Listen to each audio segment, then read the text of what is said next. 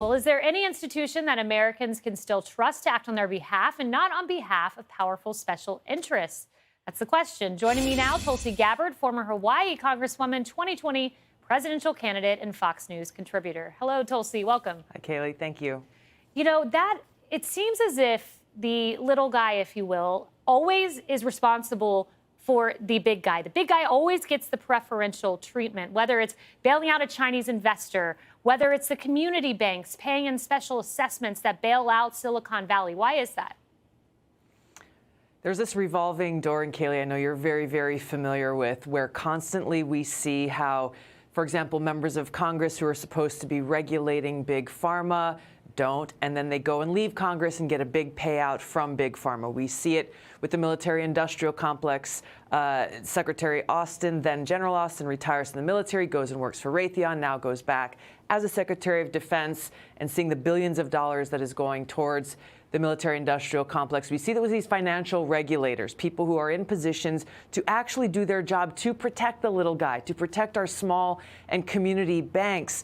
But instead, what are they doing? They're looking for that payout where they can go and work for the big banks that they are allowing off the hook. It's this incredible abuse of power that voids that trust that you're talking about here. And it's frankly, this is the thing that needs to be fixed. I look back to the Declaration of Independence, where our founders very correctly recognized the propensity for abuse of power for those who start to get some.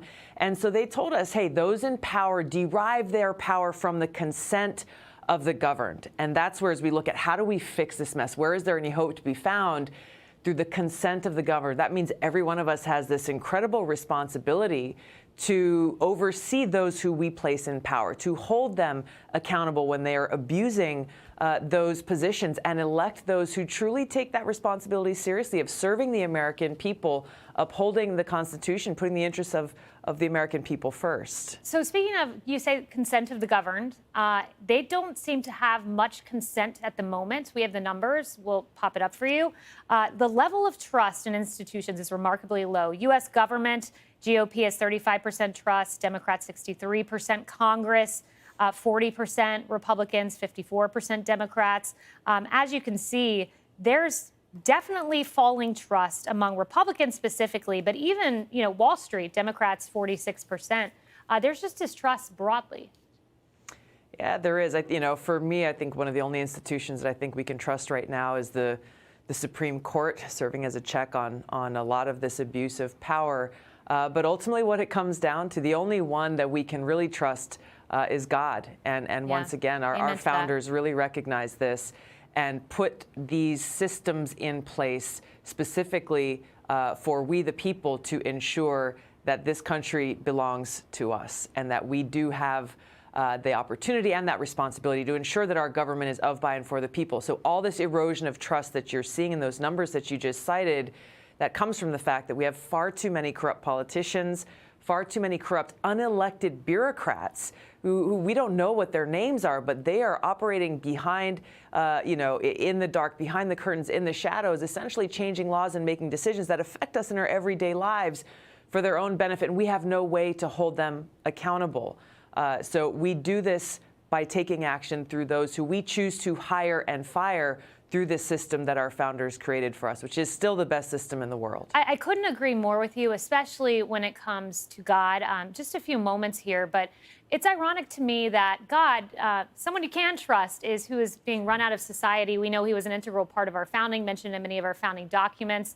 Separation of church and state found nowhere in our founding documents. However, it's been utilized to create a religion of secularism. Do you think it's doing damage, the fact that we are erasing broadly God out of a society in a way perhaps our founders never intended? There's no question about it, Kaylee. You see this erosion of this spiritual foundation of our country as a direct consequence of those who are trying to erase God from just about every facet of our public lives. This is one of the main reasons why I chose to leave the Democratic Party, because I saw increasingly how not only were they trying to erase God from or any mention of God, or attacking people of faith, attacking people of spirituality, especially Christians. You see these attacks and you see the consequences in the direction, unfortunately, that much of our country is headed in. and the damage it's causing to families, to children, So to our true. communities, to our policymakers, many of whom think that they are God and are trying to control us in every possible way. It's so true. Tulsi, so much wisdom from you always. Have a great St. Patrick's Day. Thank you so much. Hey, Sean Hannity here. Hey, click here to subscribe to Fox News YouTube page and catch our hottest interviews and most compelling analysis. You will not get it anywhere else.